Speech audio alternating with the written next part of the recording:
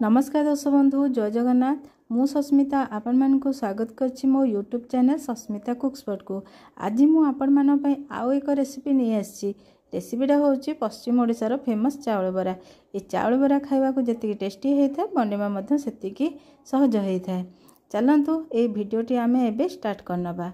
देखंतु प्रथमे मु 400 ग्राम रो उषुना चावल नेछि ओ ताको 6-7 घंटा पूर्वरु बतुरेबा पई छाड़ देइथिली ओ 100 ग्राम रो बिरी नेइथिली ताकू मध्य 2 घंटा पूर्वरु बतुरेबा पई छाड़ देइथिली। देखंतु हम बिरी और चावल बहुत भलो भाबरे बतुरी जाइछि। एबे आमे गोटे जार नै अल्प अल्प करी चावल और बिरी को बाटी नबा। देखंतु मु गोटे जार नेछि सेथिरे मु अल्प अल्प चावल नै की बाटी नेबी। बड़ जार हे पालानी सेति पे मु एबे छोट जार मु अल्प अल्प नै की बाटीछि। देखंतु ए टाइप रो चावल को नै की सब ग्राइंडिंग कर नेबे। चावल बटा को बेसी पतला करिवे नै ताकू मोटा ही रखिबे। देखंतु ए टाइप रो मोटा करी बाटिबे और ताकू खदड़ा जमारु भी रखिबे नै ताकू चिकन करी भल से बाटी नेबे। एबे हमर चावल बटा हे जाईची। एबे से मिक्सचर जारे आमे बिरी को अल्प अल्प नै की बाटी नबा। देखंतु हमर बिरी बटा हे जाईची। एबे से चावल रे पके आमे ताकू 5 ରୁ 7 मिनिट जाय भल भाबरे गोळी नबा। मु अल्प टिके पानी नेछि काहेकि ना पिठोटा हमर बहुत मोटा देखा जाउतला एतपे मु अल्प टिके पानी नै ताकू 5 ରୁ 7 मिनिट भल भाबरे गोळी देइछि। देखंतु ए टाइप रो भल भाबरे गोळी नेबे। बिरी चावल को जत्ते भल से गोळेबे बिरीटा फुलिबो ओ बरा मध्ये भल हबो।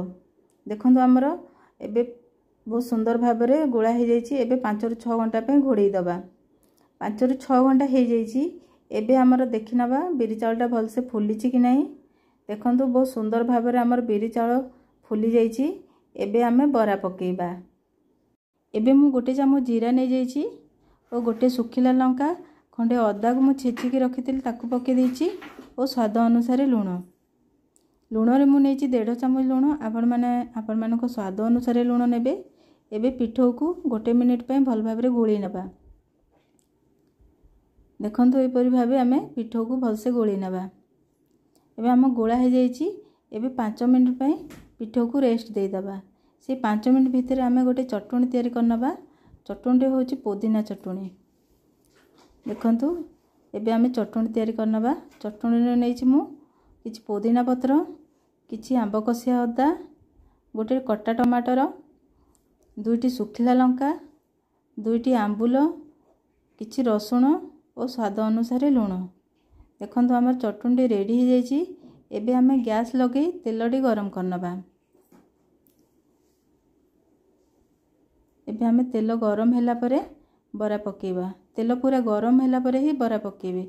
एबे हम तेल गरम हो जाइछि। एबे आमे बरा पकेबा।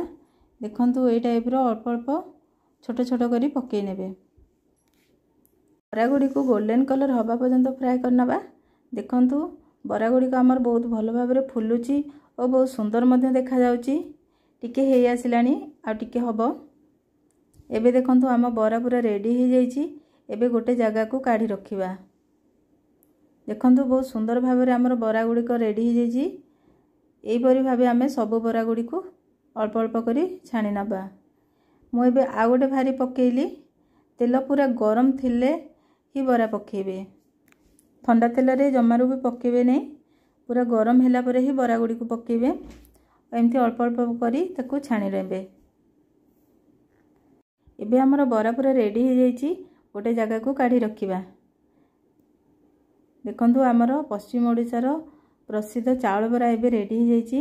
बाहर पटो बहुत क्रिस्पी और भीतर पटो बहुत भल भाबरे सिझी जाइछि।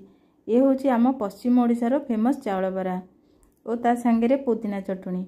मो वीडियोटी भल लागिथिले लाइक करिवे, शेयर करिवे और कमेंट माध्यम रे निश्चय जणेबे। रहुछि जय जगन्नाथ।